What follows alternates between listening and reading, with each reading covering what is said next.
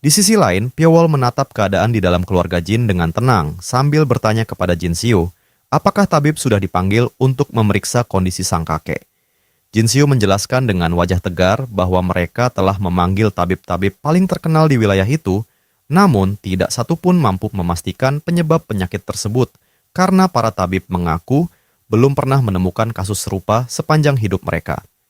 Jin Xiu menambahkan bahwa hingga saat ini belum ada metode pengobatan yang jelas, tetapi para tabib memperkirakan kondisi sang kakek akan membaik seiring waktu. Jin Xiu lalu mengatakan bahwa keluarga cabang telah kembali dan ia sudah mengirim pesan kepada semua orang yang memiliki koneksi dengan keluarga Jin, menegaskan bahwa keluarga Jin tidak akan runtuh hanya karena satu krisis. Dan dalam beberapa hari ke depan akan ada begitu banyak orang berkumpul hingga halaman keluarga tidak lagi memiliki ruang untuk berdiri. Piowol mengamati situasi itu dengan tajam dan menyadari bahwa keluarga Jin memang berada dalam posisi sulit. Namun ia merasa lega melihat Jin Xiu tidak kehilangan harapan, karena adik Yeomwo itu jelas bukan seseorang yang bisa diremehkan. Tak lama kemudian, seorang pelayan bergegas melapor bahwa para tuan muda dari Asosiasi Golden Heaven telah tiba. Jin Xiu sempat kebingungan, tetapi ketika ia keluar untuk menyambut tamu tersebut, ekspresinya berubah terkejut saat melihat sosok yang datang ternyata adalah Namgung Wol. Namgung Wol menjelaskan bahwa kabar tentang keluarga Jin sampai kepadanya terlambat, sehingga ia baru bisa datang sekarang. Dan ia menegaskan bahwa kedatangannya merupakan keputusan pribadi, bukan perintah asosiasi, karena asosiasi kemungkinan besar tidak dapat menawarkan bantuan resmi. Jin Xiu tersenyum lebar dan mengatakan bahwa kehadiran Namgung Wol saja sudah lebih dari cukup. Namgung Wol kemudian memperkenalkan dua rekannya, Samyong dan Jugang, sebagai sahabat dekat Geomwo. Jugang memperkenalkan diri dengan penuh emosi, menyebut Geomwo sebagai cahaya yang pernah membimbingnya dan mengungkapkan penyesalan karena datang terlambat. Jin Xiu berterima kasih atas kedatangan mereka, sementara Jugang bersumpah akan melakukan apapun untuk membantu keluarga Jin. Di saat yang sama, Namgung Wol diam memperhatikan Piowol dari kejauhan sebelum bertanya kepada Jin Xiu tentang identitas pria di belakangnya. Setelah diperkenalkan, Piowol menyebutkan namanya dan asalnya dari Chengdu. Namgung Wol membalas sapaan itu dengan sopan, tetapi matanya tiba-tiba membelalak karena ia merasakan aura kuat dari Piowol, menyadari bahwa pria di hadapannya jelas bukan pendekar biasa. Di tempat lain, Li Yul berjalan sendirian hingga seseorang memanggilnya untuk berbicara. Sol Guangho mengatakan bahwa ia ingin membahas sesuatu mengenai manor mereka, lalu menjelaskan bahwa di antara anggota baru terdapat seorang wanita bernama Gu Sohyun, dan ia meminta agar wanita itu dimasukkan langsung ke unit Shadow Guard yang berada di bawah komandonya. Mendengar permintaan itu, Li Yul menatap Sol Guangho dengan tekanan dingin yang membuat pria tersebut berkeringat dan terkejut. Bertanya-tanya dalam hati mengapa tatapan Li Yul terasa begitu menakutkan hanya karena dirinya adalah orang kepercayaan ayahnya. Setelah beberapa saat, Li Yul memejamkan mata dan akhirnya menyetujui permintaan tersebut. Sol Guangho langsung berterima kasih dengan penuh semangat, lalu pergi dengan riang sambil melambaikan tangan, sementara Li Yul hanya menatap punggungnya dengan dingin. Saat kembali ke ruangannya, Li Yul disambut Do Gyong, yang langsung melaporkan bahwa 372 orang telah kembali, semuanya kecuali 5 orang, serta menyerahkan daftar orang-orang yang memasuki Snowblade Manor. Do Gyong menjelaskan bahwa 5 orang yang hilang, termasuk Chol Hwan dan timnya. Yul sedikit terkejut dan berpikir bahwa dengan sifat Chol Hwan, pria itu mungkin tidak akan menolak tawaran Snowblade Manor, namun tetap ada sesuatu yang terasa janggal. Li Yul segera memerintahkan asistennya menyelidiki apa yang sebenarnya terjadi, lalu menanyakan situasi keluarga Jin. Do Gyong menjawab bahwa sekitar 300 orang telah bergabung dan jumlahnya masih terus bertambah. Li Yul mengakui bahwa tingkat kepercayaan terhadap keluarga Jin ternyata masih tinggi, dan keluarga itu tidak akan runtuh dengan mudah. Ketika Do Gyong bertanya apakah mereka perlu bergerak sekarang, Li Yul menolak dan mengatakan bahwa pengerahan kekuatan saat ini hanya akan membuang tenaga. Lebih baik membiarkan Snowblade Manor menanganinya sendiri. Setelah menyuruh Do Gyong pergi, Li Yul menatap dingin ke depan sambil berpikir bahwa kedamaian telah berlangsung terlalu lama. Sementara itu, Piowol berdiri di tepi tebing memandangi langit malam ketika seseorang berbicara dari belakangnya, bertanya apakah ia juga datang untuk menghindari keramaian. Pyo-wol melihat Jugang muncul dalam keadaan mabuk. Jugang mengeluh bahwa suasana di mana-mana terlalu bising dan menawarkan arak kepada Pyo-wol. Namun, Pyo-wol menolak dengan tenang sambil bertanya apakah Jugang sudah minum sejak perjalanan. Jugang menjawab bahwa ia hanya membasahi bibirnya sebelum berjalan maju dan berteriak memanggil nama Geom-woo dengan suara penuh emosi, mengeluhkan bahwa Geom-woo adalah pria tak berperasaan yang pergi begitu saja. Padahal, mereka telah berjanji minum bersama selama 3 hari 3 malam saat bertemu kembali. Jugang lalu menuangkan arak ke tepi tebing sebagai penghormatan. Karena Jugang terlalu mabuk, Pyo-wol akhirnya membantu menurunkannya dari bukit. Sesampainya di bawah, Namgung-wol menyambut mereka dengan wajah panik dan segera mengambil alih Jugang sambil meminta maaf kepada Pyo-wol karena telah merepotkannya. Pyo-wol menjawab santai bahwa itu bukan masalah. Setelah Jugang diserahkan kepada para pelayan, Namgung-wol mengatakan bahwa Jugang adalah orang yang paling terpukul setelah mendengar kabar tentang Geom-woo. Pyo-wol kemudian menyinggung bahwa Jugang datang secara pribadi, bukan atas nama asosiasi, lalu bertanya, mengapa asosiasi tidak ikut campur jika konflik itu bisa diselesaikan lebih cepat. Namgung-wol menjelaskan bahwa keterlibatan asosiasi bisa memicu perang besar di seluruh wilayah. Ia mengingatkan bahwa perang Bloodhaven telah meninggalkan luka mendalam, menumpahkan darah di mana-mana dan mengubah keseimbangan kekuasaan, sementara Shin Muryeon yang memulainya menghilang tanpa jejak. Trauma sejarah itulah yang membuat asosiasi dan banyak sekte besar menghindari intervensi gegabah karena bentrokan antara Snowblade Manor dan keluarga Jin berpotensi berubah menjadi perang besar lain. Pyo-wol mengakui bahwa semuanya terasa rumit dan Namgung-wol membenarkan bahwa Jiang-hu sejak lama telah kehilangan idealismenya karena dunia yang dulu mengagungkan kebebasan dan kebenaran kini justru dipenuhi perhitungan serta egoisme, semuanya akibat perang Bloodhaven. Namgung-wol kemudian mengatakan bahwa ia ingin mengetahui tujuan Pyo-wol, sang dewa kematian dari Chengdu, datang ke keluarga Jin. Pyo-wol menjawab tenang bahwa ia tidak tahu bagaimana Namgung-wol memperoleh informasi tentang dirinya, namun kedatangannya hanya berkaitan karena koneksinya dengan Geom-woo.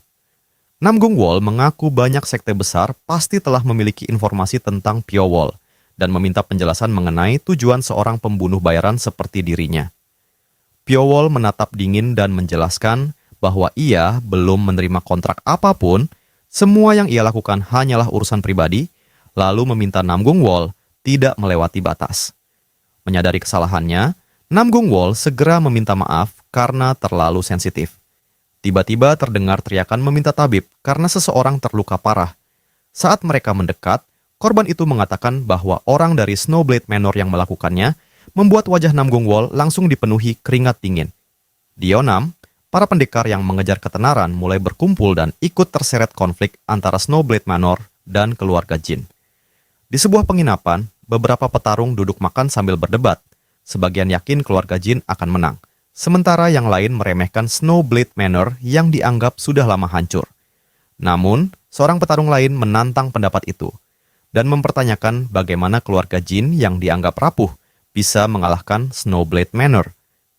Ketegangan meningkat ketika seorang pria berbaju merah berdiri marah, menuduh lawannya sebagai antek Snowblade Manor, dan ejekan balasan segera memicu emosi semua orang di sekitar mereka.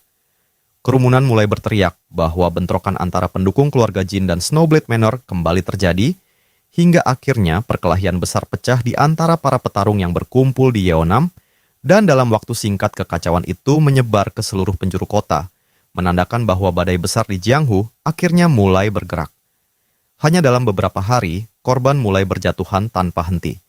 Lebih dari 70 orang terluka, dan suasana di markas keluarga Jin dipenuhi kecemasan yang semakin menekan. Jin Xiu berdiri di tengah para pendekar dengan wajah tegang, menyadari bahwa jika keadaan ini terus dibiarkan, moral para pendekar mereka pasti akan runtuh. Dengan keputusan berat, Jin Xiu meminta pamannya, Yusang, pergi ke Snowblade Manor sebagai utusan untuk menyampaikan permintaan maaf. Jin Xiu menjelaskan bahwa jika keluarga Jin menunjukkan niat menyelesaikan konflik secara terhormat, maka faksi-faksi Murim akan berdiri di pihak mereka. Paman Yusang memahami maksud itu dan segera bersiap berangkat. Setelah kepergian sang paman, Jin Xiu menghela napas panjang, merenung bahwa jika Geom-woo berada di sana, Mungkin semua beban ini terasa jauh lebih ringan. Lamunan Jin Xiu terhenti ketika ia melihat Pyo-wol berdiri tak jauh darinya, menatap dengan serius sebelum mengangguk pelan. Jin Xiu memejamkan mata lalu membalas dengan senyum tipis, akhirnya mengerti mengapa Gyeom-woo memilih berteman dengan Pyo-wol. Karena hanya dengan kehadiran pria itu saja, hatinya terasa lebih kokoh. Namun suasana segera berubah ketika seorang pendekar berteriak penuh amarah, menyatakan bahwa para bajingan Snowblade Manor tidak akan pernah dimaafkan. Seruan balas dendam menggema, darah harus dibalas darah, dan nyawa harus dibalas nyawa. Sementara para pendekar lain ikut berteriak di antara tangisan kehilangan rekan-rekan mereka. Pyo-wol hanya berdiri diam memperhatikan, menyadari bahwa arus kemarahan mulai membentuk gelombang berbahaya. Jika emosi itu terus menyebar, bukan hanya Yeonam, tetapi seluruh provinsi Hanam bisa terseret ke dalam api perang. Tak lama kemudian, seorang penjaga melaporkan bahwa sang elder telah kembali. Jin Xiu segera berlari dan melihat pamannya dipapah oleh 2 anak buah dengan tubuh terluka. Jin Xiu terkejut dan bertanya apa yang terjadi, mengapa mereka tetap diserang meski datang sebagai utusan. Paman Yusang menjelaskan dengan napas berat bahwa Snowblade Manor menunjukkan surat utang keluarga Jin, dan ketika ia mencoba meminta maaf, mereka justru menagih pembayaran, hingga bentrokan pun tak terhindarkan. Jin Xiu menggeram karena itu berarti Snowblade Manor sengaja mencari alasan untuk menekan keluarga Jin. Sang paman meminta maaf karena merasa mempermalukan keluarga, namun Jin Xiu menolaknya dan mengatakan bahwa pamannya sudah melakukan yang terbaik sebelum memerintahkan orang-orang membawa sang paman masuk untuk beristirahat. Saat Jin Xiu masih menahan amarah, tiba-tiba suara angkuh memanggilnya. Sepasang suami istri berdiri di hadapan semua orang, memperkenalkan diri sebagai Jang Guangsang, si Dragon Slaying Axe, dan istrinya Saokyeon, sang Mystic Witch. Mereka datang untuk menagih utang keluarga Jin. Guangsang membuka selembar dokumen dan dengan suara keras membacakan bahwa pada akhir bulan ini, keluarga Jin harus membayar 10.000 tael emas beserta 7.000 tael bunga. Para pendekar keluarga Jin langsung gempar, mempertanyakan mengapa kepala keluarga meminjam uang dari Snowblade Manor dan apakah kondisi klan mereka sudah separah itu. Dari belakang kerumunan, Pyo-wol memperhatikan dengan tenang sebelum mengatakan kepada Jugang bahwa mereka sedang dipermainkan. Pyo-wol menjelaskan bahwa hanya dengan beberapa kata dan selembar kertas, reputasi keluarga Jin bisa dijatuhkan. Karena kini orang-orang akan mulai meragukan apakah aman berlindung di bawah klan yang tampak berada di ambang kehancuran, terlepas apakah surat itu asli atau palsu. Namgung Wol menggertakkan giginya kesal, sementara Pyo-wol menambahkan bahwa waktu kemunculan surat itu terlalu sempurna, menandakan ada seseorang cerdik yang mengendalikan Snowblade Manor dari balik layar. Namgung Wol kemudian melangkah maju dan mengatakan bahwa justru Snowblade Manor sendiri tampaknya sedang dalam kondisi buruk, membuat Guangsang dan Saokyeon terkejut. Namgung Wol menyindir bahwa mereka sampai harus memeras orang lain hanya dengan secarik kertas palsu. Ketika Guangsang menuntut penjelasan dengan marah, Namgung Wol mengeluarkan sebuah voucher senilai 20.000 tael emas yang diterbitkan keluarga Jin.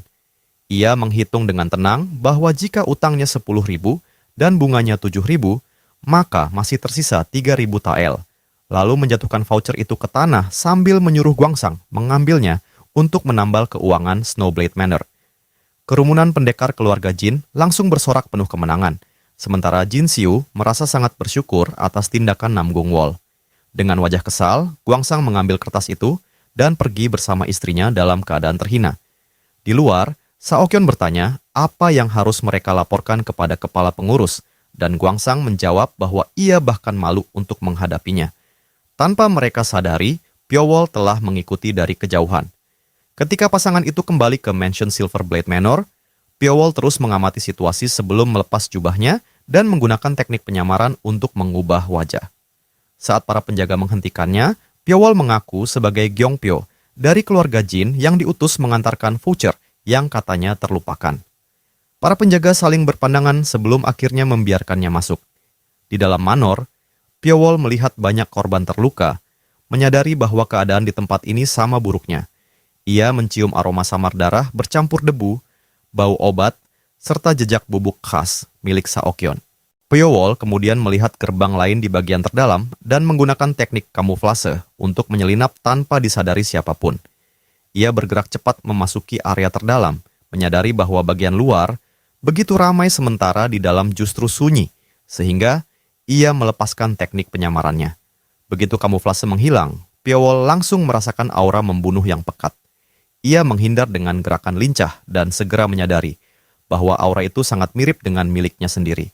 Sosok penyerang akhirnya menampakkan diri, mengalirkan energi merah muda dari telapak tangan sebelum menerjang lurus ke arah Piowol. Dalam sekejap Piowol menggunakan teknik Black Haze. Rambutnya menghitam sementara petir hitam menyambar keluar dari tubuhnya. Kedua kekuatan bertabrakan dengan brutal, Piowol menangkap tangan lawannya dan menghantamkan energi hingga keduanya terkunci dalam benturan kekuatan. Sosok itu terkejut karena pemuda di hadapannya mampu menahan tayenpal miliknya dan berteriak menanyakan identitasnya. Pada saat itulah Piowol menyadari bahwa sosok di depannya tidak lain adalah Hong Yesol. Saat itu Piowol dan Hong Yesol saling menatap dalam diam yang menekan, seolah udara di antara mereka membeku oleh niat membunuh yang tersembunyi. Piowol memikirkan kemungkinan bahwa Hong Yesol telah direkrut oleh Snowblade Manor, dan jika dugaan itu benar, maka dalang yang mencoba mengguncang keluarga Jin melalui pasangan Guangsan pasti adalah pihak yang sama yang mempekerjakan Hong Yesol. Mata merah Piowol menyala samar ketika senyum tipis terukir di wajahnya. Merasa situasi justru semakin menarik. Hong Yesol menangkap tatapan itu dan mencoba menebak identitas pemuda di hadapannya, namun sebelum ia sempat memastikan, sejumlah sosok tiba-tiba melompat ke langit dan melepaskan aura kuat untuk menyerang Piowol. Hong Yesol segera berteriak agar mereka tidak ikut campur karena target itu adalah tugasnya, tetapi gelombang energi mengerikan sudah menggulung di langit yang berubah merah. Lalu sebuah serangan besar jatuh menghantam tanah tepat ke arah Piowol hingga bumi di bawahnya hancur berantakan.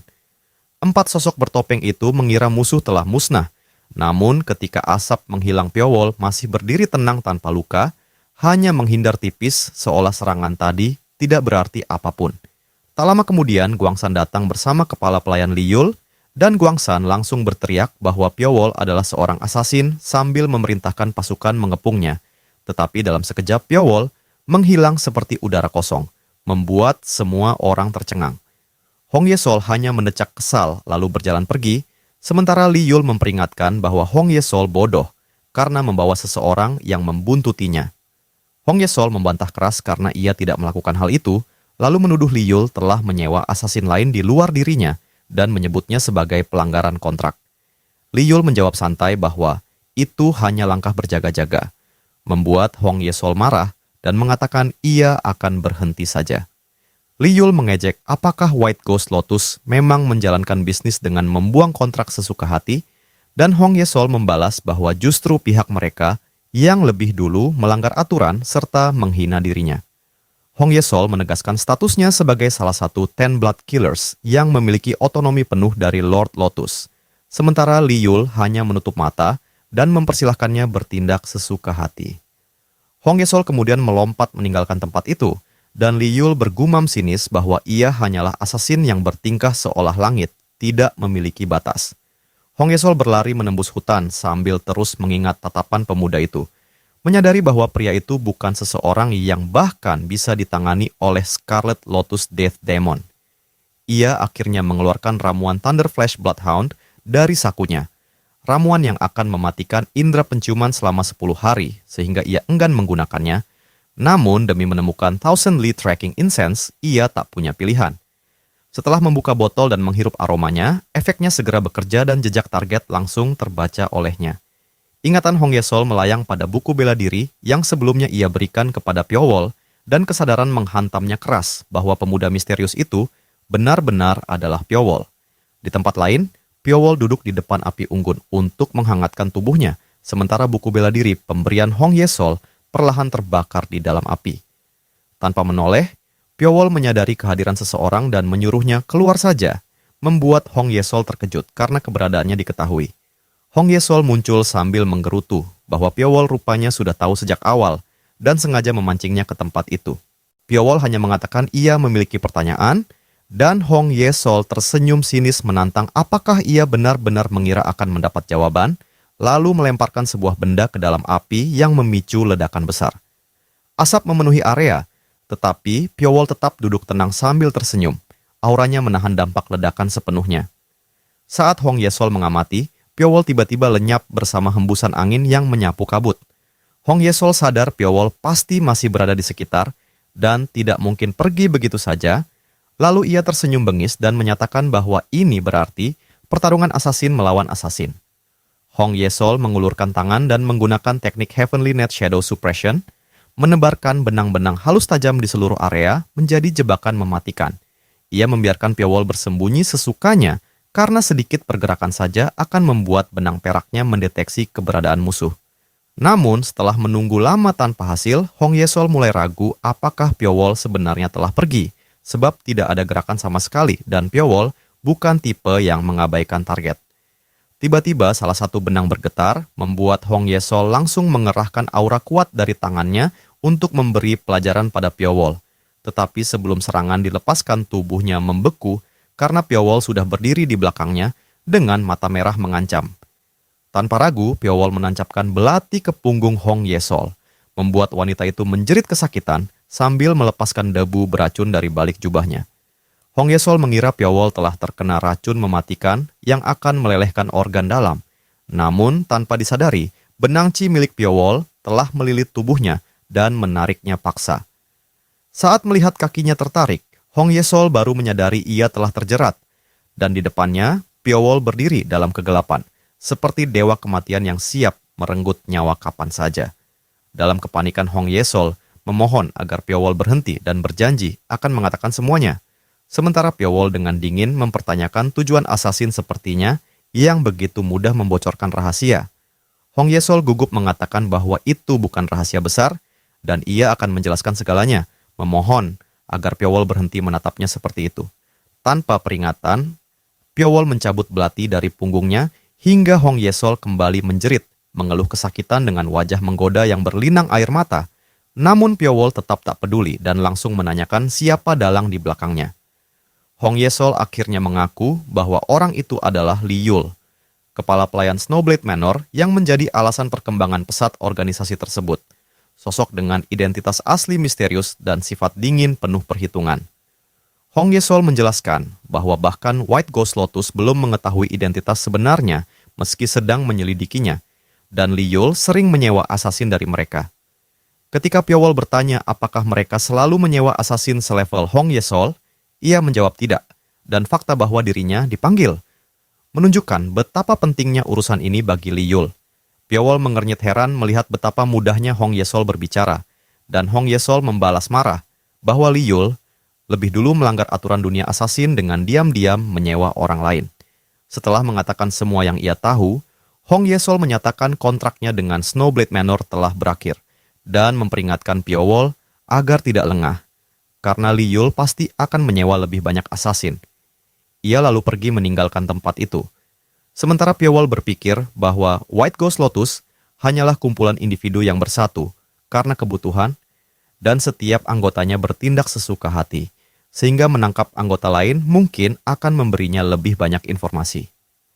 Keesokan paginya Li Yul menanyakan perkembangan situasi, dan para asasin melaporkan bahwa teknik persembunyian serta gerakan Pyo-wol melampaui mereka semua hingga sulit dipahami.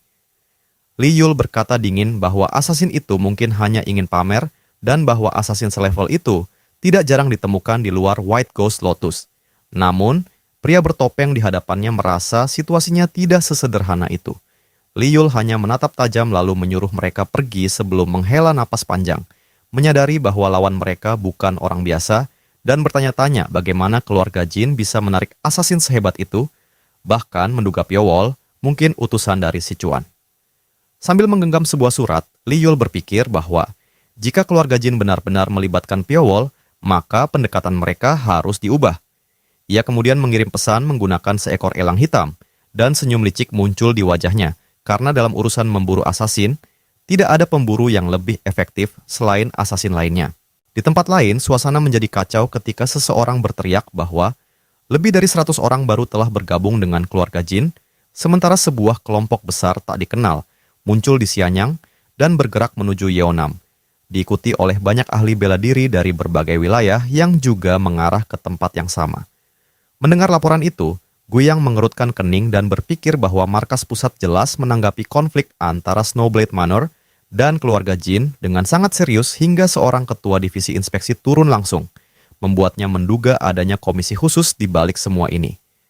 Hong Yoshin berdiri sambil membaca berkas di tangannya dengan wajah tegang, melihat daftar manor kuat, serta berbagai permintaan yang semuanya berpusat pada satu nama, yaitu Pyeowol. Sosok yang baru muncul di Gunung Wudang, namun telah menarik perhatian Snowblade Manor dan Rainsword Manor sekaligus. Guyang bertanya mengapa Pyeowol memilih masuk ke keluarga Jin, karena jika hanya soal uang, maka Snowblade Manor pasti mampu menawarkan lebih besar, sehingga ia menduga adanya hubungan pribadi. Hong Yoshin menjelaskan bahwa kemungkinan besar itu berkaitan dengan Geomwo, yang pernah tinggal di wilayah Sichuan dan mungkin berkenalan dengan Pyeowol di sana. Sementara, kematian Geomwo baru-baru ini sengaja dirahasiakan tanpa rincian internal yang diumumkan. Setelah berpikir sejenak, Hong Yoshin memutuskan dengan wajah menegang bahwa ia harus pergi sendiri ke Yeonam karena mengirim orang lain tidak akan mampu mendekati Pyeowol, dan hanya dirinya yang mungkin berhasil. Namun, keputusan itu terganggu ketika seorang bawahan tiba-tiba terkejut membaca surat baru, lalu melaporkan bahwa Shaolin telah bergerak dan mengirim para warrior Hmong.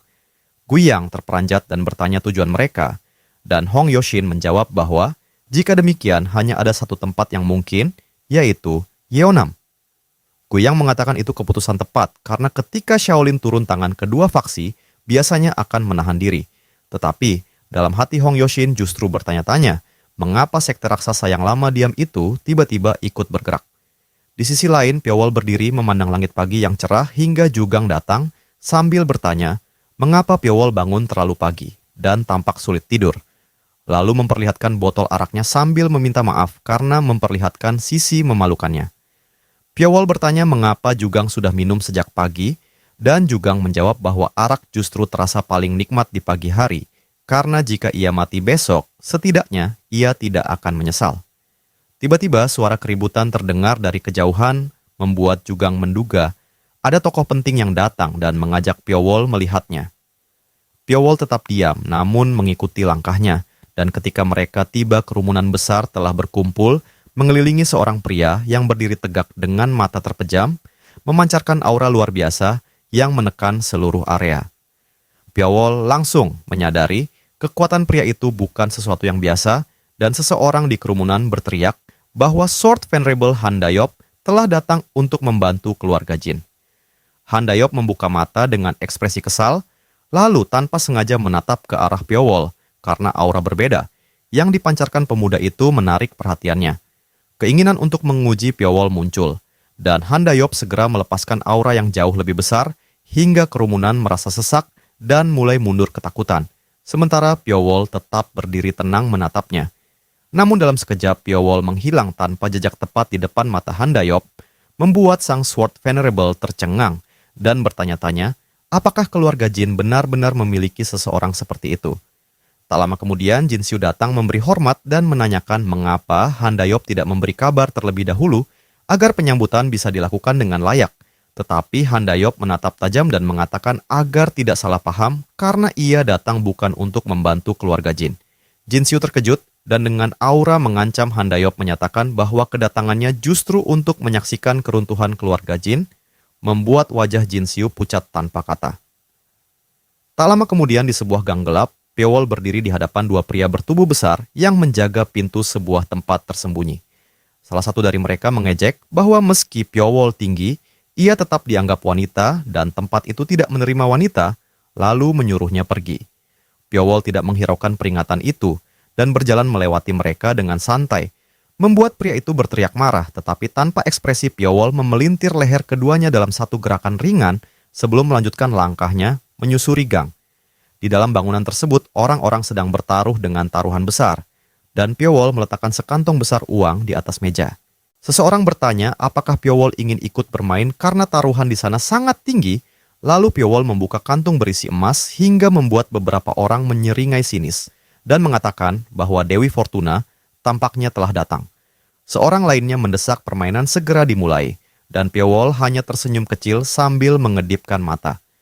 Sementara itu, Hong Yesol berjalan menyusuri jalan dengan jubah menutupi tubuhnya, hingga seorang pria tiba-tiba menghadangnya, dan menanyakan tujuannya. Hong Yesol terkejut ketika menyadari pria itu adalah Black Tiger yang menyeringai sambil menyapanya setelah lama tak bertemu.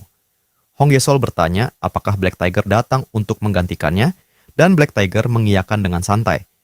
Hong Yesol kemudian bertanya apakah ia tahu bahwa Scarlet Lotus Death Demon berada di sana, dan Black Tiger menjawab bahwa ia tahu, bahkan mengetahui itulah alasan Hong Yesol melanggar kontrak. Hong Yesol heran mengapa Black Tiger tetap datang meski sadar akan bahaya. Namun, Black Tiger menyeringai dan mengatakan ia bukan satu-satunya, karena Ice Slayer dan Shadow Ghost juga telah bergerak. Wajah Hong Yesol langsung menegang panik, lalu ia bertanya, apa yang membuat komisi ini begitu istimewa hingga para monster assassin berkumpul? Black Tiger menatapnya dengan mata merah menyala dan senyum kejam, mengatakan bahwa semuanya karena target yang sedang diburu Hong Yesol. Mendengar itu Hong Yesol merasa dingin, menyadari bahwa Black Tiger, Ice Slayer, Shadow Ghost, ditambah Scarlet Lotus Death Demon adalah kumpulan pembunuh yang hampir tak terkalahkan. Dan yang paling mengerikan adalah kenyataan bahwa mereka semua berkumpul hanya untuk satu tujuan, yaitu menangkap Piowol. Hong Yesol berdiri dengan tatapan tajam sambil memperingatkan bahwa Piowol bukanlah target yang mudah ditaklukkan, namun Black Tiger hanya menyeringai penuh ejekan dan mengatakan bahwa dirinya berbeda dengan Hong Yesol yang menurutnya pernah mundur, tanpa benar-benar menguji kekuatan lawan. Ucapan itu membuat Hong Yesol merasa tersinggung, tetapi Black Tiger melanjutkan dengan nada santai bahwa ia sudah mendengar kabar tentang pertarungan Hong Yesol melawan Piowol yang berakhir buruk. Karena jika tidak demikian, Hong Yesol tidak mungkin meninggalkan misinya di tengah jalan. Hong Yesol memperingatkan bahwa suatu hari Black Tiger akan menyesal. Namun Black Tiger dengan kesombongan dingin menjawab bahwa sepanjang hidupnya ia tidak pernah gagal, sehingga tidak ada alasan baginya untuk menyesal. Setelah itu, Black Tiger berniat pergi, mengatakan bahwa semakin lama mereka berbicara, maka harga diri Hong Yesol hanya akan semakin terluka. Hong Yesol terdiam sejenak sebelum menggumamkan kutukan dengan kesal, lalu berbalik sambil mengatakan bahwa mereka seharusnya tidak memperlakukannya seperti orang bodoh. Di tempat lain, suasana berubah menjadi kegemparan ketika seluruh kerumunan tercengang melihat Piowol memenangkan setiap permainan dan mengumpulkan harta dalam jumlah besar. Tak lama kemudian, pemilik tempat itu datang dengan wajah muram, menanyakan mengapa suasana menjadi kacau, lalu mendekati Piowol dan menuduhnya sebagai orang kurang ajar yang mengacaukan bisnis orang lain. Dengan arogan, ia memerintahkan anak buahnya memotong lengan Piowol dan memaksanya berlutut agar identitasnya bisa diungkap. Namun, Piowol tetap duduk dengan mata terpejam, perlahan mengalirkan benang-benang chi dari tubuhnya. Dalam sekejap, belati-belati tajam melayang mengarah ke wajah semua orang, membuat pemilik tempat itu pucat pasi karena menyadari teknik yang ia lihat adalah sword chi control. Ketakutan langsung menguasainya hingga ia berlutut dan memohon ampun karena gagal mengenali Piowol, menganggap kesalahannya pantas dihukum mati. Piowol kemudian berdiri dengan tenang, menatap pria yang gemetar itu, dan memerintahkannya menjelaskan semua informasi tentang Snowblade Manor dan keluarga Jin, termasuk alasan mereka menetap di Gunung Cheonjong. Semua orang terkejut karena ternyata hanya informasi itu yang diinginkan Piowol. Lalu mereka menjelaskan semua yang mereka ketahui. Setelah mendengarkan dengan serius, Piowol mengatakan bahwa informasi itu sudah cukup memperjelas keadaan dan untuk sementara ia akan tinggal di kediaman keluarga Jin. Piowol juga memerintahkan agar setiap orang yang memasuki Yeonam diidentifikasi dan dilaporkan, terutama mereka yang mencurigakan. Pemilik tempat itu dengan gugup mengangguk lalu bertanya mengenai uang kemenangan Piowol, dan Piowol memerintahkan agar sebagian ditukar menjadi voucher kerja, sementara sisanya boleh disimpan oleh pemilik tersebut. Pria itu tertegun lalu segera berterima kasih, namun Piowol menutup percakapan dengan aura mengancam, memperingatkan bahwa kejadian hari itu harus dirahasiakan. Semua orang yang mendengarnya langsung pucat dengan keringat mengucur deras. Sementara itu, para biksu Shaolin telah tiba di Provinsi Hanam, dan seorang tetua berterima kasih kepada Bogyong karena telah memandu perjalanan mereka. Bogyong dengan rendah hati mengatakan itu bukan apa-apa, sementara sang tetua memikirkan bahwa konflik antara keluarga Jin dan Snowblade Manor bisa menjadi percikan perang besar di dunia murim, sehingga ia berharap kedua pihak bersedia menerima mediasi. Setibanya di Snowblade Manor, rombongan biksu disambut oleh Gongyom selaku pemimpin Outer Hall. Tetua Shaolin menyampaikan tujuan kedatangan mereka untuk bertemu Lord Manor karena ada urusan penting, dan Gong Yom meminta mereka menunggu sejenak sebelum pergi melapor. Tak lama kemudian, Do Gyong melaporkan kepada Li Yul bahwa murid generasi pertama Shaolin telah tiba dan sedang berbicara secara pribadi dengan Lord Manor. Li Yul menilai justru akan aneh jika Shaolin tidak turun tangan dan mengatakan situasi berjalan sesuai rencana, lalu memerintahkan Do Gyong memperlakukan para Hmong dengan keramahan berlebihan hingga mereka merasa terbebani. Do Gyong juga melaporkan bahwa tamu yang diminta kepala pelayan telah datang, membuat Li Yul segera menyuruh mereka masuk. Beberapa saat kemudian, Zhang Muryang memasuki ruangan dan memberi salam kepada Li Yul. Di sisi lain, Piowol duduk santai sambil meminum teh ketika ia mendengar suara yang terasa familiar. Di sana, Ranju dan Godosa sedang berbincang tanpa memperhatikan sekitar hingga Ranju akhirnya menyadari keberadaan Piowol. Para bawahan mereka langsung panik, namun Godosa mengangkat tangan meminta semua tetap siaga. Ranju mengatakan tidak menyangka mereka akan bertemu lagi dan Godosa turut menyapa Piowol. Piowol menatap mereka tenang dan berkata seolah memang ada takdir yang mempertemukan mereka. Godosa menyangkal dan mengatakan mereka hanya kebetulan lewat, lalu balik bertanya alasan Piowol berada di sana. Piowol menjawab santai bahwa ia juga hanya lewat, membuat Godosa tertawa, menyebutnya kebetulan luar biasa, sementara Ranju menyebutnya seperti takdir. Godosa dalam hati mengkhawatirkan Ranju yang tampak kembali terpengaruh oleh wajah Piowol, sementara Ranju sendiri memerah karena merasa pikirannya kacau setiap kali bertemu pria itu. Mereka sengaja datang dengan kelompok kecil agar tidak menarik perhatian dan Ranju mulai berpikir bahwa membunuh Piowol mungkin menjadi pilihan paling aman.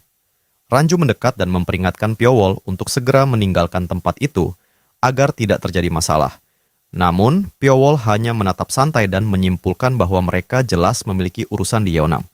Ranju membalas bahwa Piowol pun pasti memiliki tujuan karena seorang asasin tidak akan bergerak tanpa alasan, lalu menuntut jawaban siapa yang menyewanya, keluarga Jin atau Snowblade Manor.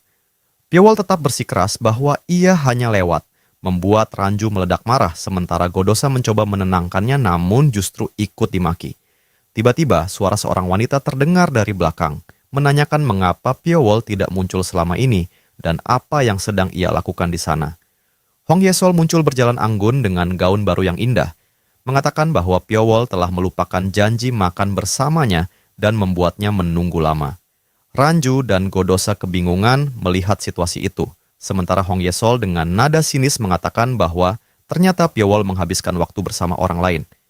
Piowol tetap diam ketika Hong Yesol mendekat dan berbisik sindiran bahwa seseorang hanya bisa berkembang jika berada di antara orang-orang yang sepadan. Kata-kata itu langsung memicu amarah Ranju yang menuntut mengetahui identitas wanita itu. Hong Yesol dengan berani menempelkan wajahnya ke Piowol dan menyatakan bahwa dirinya adalah kekasih pria itu, membuat wajah Ranju seketika pucat dan suaranya bergetar tidak percaya.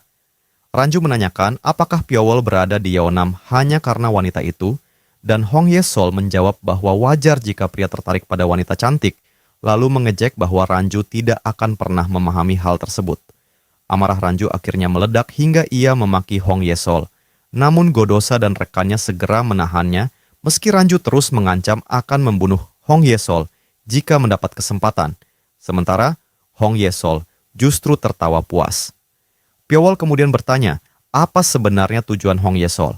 Dan Hong Yesol menjawab sambil tertawa bahwa ia hanya merasa itu akan menyenangkan, lalu mengungkapkan bahwa penggantinya telah tiba di Yeonam dan target kali ini bukan keluarga Jin, melainkan Piowol sendiri. Piowol dengan nada datar bertanya alasan ia diberitahu, dan tanpa peringatan Hong Yesol mencium pipi Piowol hingga membuatnya terdiam bingung. Hong Yesol mengatakan ia akan sangat sedih jika Piowol benar-benar terbunuh, lalu pergi sambil memperingatkan agar Piowol berhati-hati karena ia sudah memberikan peringatan. Piowol hanya menatap kepergian wanita itu dalam diam, menyimpulkan bahwa pengganti Hong Yesol pasti salah satu dari Ten Blood Killers dan mereka tidak mungkin bergerak sendirian. Piowol menyadari bahwa pihak di balik Snowblade Manor kemungkinan juga memanggil Black Cloud Mercenary.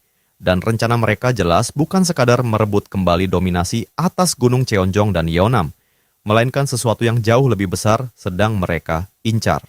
Saat kembali ke Gunung Cheonjong, Pyo-wol merasakan kehadiran seseorang yang tidak asing sedang menunggunya di antara pepohonan rindang. Di balik bayangan pohon, Han Dayop berdiri diam dengan aura menekan yang dipenuhi kemarahan, lalu menyatakan bahwa akhirnya ia menemukan orang yang diam-diam mengamatinya di tengah kerumunan sebelumnya. Tanpa memberi kesempatan berbicara, Han Dayop langsung menghunus pedangnya dan mengaktifkan teknik persepsi tajam yang menyerang kesadaran lawan, seolah-olah serangan nyata. Namun Pyo-wol menghadapi semua itu dengan santai. Setiap tebasan dihindarinya dengan gerakan ringan, seakan ia sudah membaca arah serangan sejak awal. Perlahan Pyo-wol membalikan keadaan. Tekanan berbalik menuju Han Dayop hingga keduanya tersentak kembali pada kesadaran penuh. Han Dayop tercengang karena tidak menyangka Pyo-wol mampu melacak kilatan mata batinnya sejauh itu. Dengan tatapan serius, Han Dayop menanyakan nama pemuda tersebut, dan Pyo-wol memperkenalkan dirinya secara singkat. Nama itu segera diingat Han Dayop karena pernah disebut oleh Gayang, membuatnya menyimpulkan bahwa Pyo-wol memang sosok yang sombong, seperti yang dikatakan muridnya. Pyo-wol terkejut mendengar nama Gayang dan memastikan apakah yang dimaksud adalah Won Gayong. Lalu Han Dayop mengakui bahwa gadis itu adalah muridnya. Han Dayop kemudian menanyakan apakah alasan Pyo-wol datang ke Gunung Cheonjong berkaitan dengan kematian para murid muda, dan Pyo-wol mengiyakan. Dengan nada pahit, Han Dayop mengaku bahwa ia selalu memperingatkan Gayang agar berhati-hati jika terus bersama Jin Geombo, karena jalan hidupnya akan menjadi pendek. Namun muridnya tidak pernah mendengarkan nasihat sang guru, dan akhirnya kembali hanya sebagai mayat dingin. Pyo-wol bertanya tentang penyebab kematian itu, lalu Han Dayop menjelaskan adanya luka kecil di dahi sebesar ujung kuku. Namun dari luka itu mengalir kekuatan mengerikan yang menghancurkan otak sepenuhnya, mirip dengan teknik inner emaciation. Kesedihan dan amarah bercampur dalam suara Han Dayop saat ia bersumpah tidak akan pernah memaafkan Jin Geombo yang telah menyeret murid kesayangannya ke dunia Jianghu. Pyo-wol menatapnya muram dan mengatakan bahwa semua itu hanyalah alasan yang dibuat Han Dayop sendiri, karena ia meremehkan muridnya dengan menyebutnya tersesat, padahal memilih mengikuti Jin Geombo adalah keputusan Gayang sendiri. Pyo-wol mengatakan bahwa Han Dayop hanya membutuhkan seseorang untuk disalahkan, sehingga kebenciannya diarahkan pada Jin Geombo. Han Dayop tidak membantah dan mengakui mungkin memang demikian, tetapi ia tidak peduli meski seluruh dunia menghina dirinya karena sejak awal ia bukan orang yang berpikiran luas. Han Dayop kemudian bertanya, apakah Pyo-wol mengetahui sesuatu? Dan Pyo-wol menjawab bahwa ia belum memiliki bukti, namun memiliki kecurigaan yang akan segera terungkap. Mendengar itu, Han Dayop memandangnya penuh harap dan bersumpah bahwa jika Pyo-wol menemukan pembunuh muridnya dan memberinya kesempatan membalas dendam, maka sekalipun seluruh Jianghu memusuhi Pyo-wol, ia akan berdiri di sisinya, bersumpah atas gelarnya sebagai Sword Venerable. Pada waktu yang sama, para biksu Shaolin telah tiba di Gunung Cheonjong. Seong-un selaku tetua merasakan bahwa energi gunung itu jauh lebih baik dari yang ia bayangkan, lalu ia mengingat kembali pertemuannya dengan Lord Snowblade Manor yang menegaskan bahwa segalanya bergantung pada keputusan keluarga Jin. Jika keluarga Jin menolak mengembalikan tanah tersebut, maka Snowblade Manor akan merebutnya dengan paksa, dan bahkan Shaolin tidak memiliki hak mencampuri urusan itu. Seong-un menyadari bahwa mencapai kesepakatan dengan keluarga Jin tidak akan mudah. Tak lama kemudian, Jin Xiu datang menyambut para biksu, membuat Seong-un merasa senang bisa bertemu dengannya. Seong-un kemudian meminta muridnya, Bo Gyong, untuk berkeliling kediaman keluarga Jin sementara ia berbicara secara pribadi dengan Jin Xiu. Dalam pembicaraan itu, sang tetua Shaolin meminta keluarga Jin sedikit berkorban demi meredakan konflik. Namun Jin Xiu dengan getir mempertanyakan berapa lama lagi keluarganya harus terus mengalah dan apakah mudah bagi seorang biksu berbicara tentang pengorbanan ketika itu bukan urusannya. Jin Xiu segera menyadari ucapannya terlalu keras dan meminta maaf. Sementara Seong-un mengatakan bahwa perasaan itu wajar bagi siapapun dalam posisi Jin Xiu dan Shaolin akan mempertimbangkan apa yang bisa mereka lakukan. Di waktu yang sama, Bo Gyong dipanggil dari belakang oleh Nam Gung Wol yang ternyata berada di kediaman keluarga Jin. Nam Gung Wol mengatakan ia mendengar kedatangan utusan Shaolin dan tidak menyangka orang itu adalah Bo Gyong. Bo Gyong kemudian menanyakan alasan Nam Gung Wol berada di sana dan menduga hal itu berkaitan dengan hubungannya dengan Jin Xiu. yang langsung dibenarkan Namgung Wol sebelum mengajak Bogyong berbincang sambil minum teh. Dalam percakapan panjang mereka, Namgung Wol mengetahui bahwa Snowblade Manor sama sekali tidak berniat mundur, bahkan di hadapan Shaolin. Bogyong menjelaskan bahwa otoritas Shaolin tidak berarti bagi mereka karena setiap pembicaraan yang merugikan selalu dialihkan kepada kepala pelayan manor tersebut. Namgung Wol menjadi penasaran terhadap sosok kepala pelayan itu, dan Bogyong mengatakan bahwa pria tersebut dikenal sangat cakap serta dipuji oleh banyak orang di Snowblade Manor. Namgung Wol berpikir bahwa jika benar sehebat itu, jaringan intelijen Sucheon Society pasti memiliki data tentangnya. Ia juga menyimpulkan bahwa meyakinkan keluarga Jin hampir mustahil, karena Grand Hero Jin Wolmyong tiba-tiba pingsan dan Jin Geom-woo telah terbunuh, sehingga menyerah kepada Snowblade Manor, sama saja mempertaruhkan kelangsungan keluarga Jin. Bogyong bertanya, apakah Namgung Wol tidak bisa membantu? Namun Namgung Wol mengatakan bahwa mengingat Jin Geom-woo membuatnya tidak tega menyarankan keluarga Jin menyerah, dan ia berharap Bogyong memahami perasaannya. Karena malam telah larut, keduanya kembali ke kamar masing-masing. Saat tiba di depan kamar gurunya, Bogyong memanggil dengan sopan dan meminta izin masuk. Namun, tidak ada jawaban sedikit pun. Bogyong mengira gurunya telah tertidur, lalu membuka pintu perlahan. Di dalam ruangan, Bogyong melihat sang guru duduk di depan beberapa gulungan dokumen, tetapi wajahnya tampak aneh dan kosong, seperti tanpa jiwa. Ketika Bogyong mendekat untuk memastikan, barulah ia menyadari bahwa gurunya telah meninggal dalam keadaan mengenaskan. Seketika, teriakan penuh duka keluar dari mulut Bogyong saat ia memanggil nama gurunya, memecah kesunyian malam di kediaman keluarga Jin.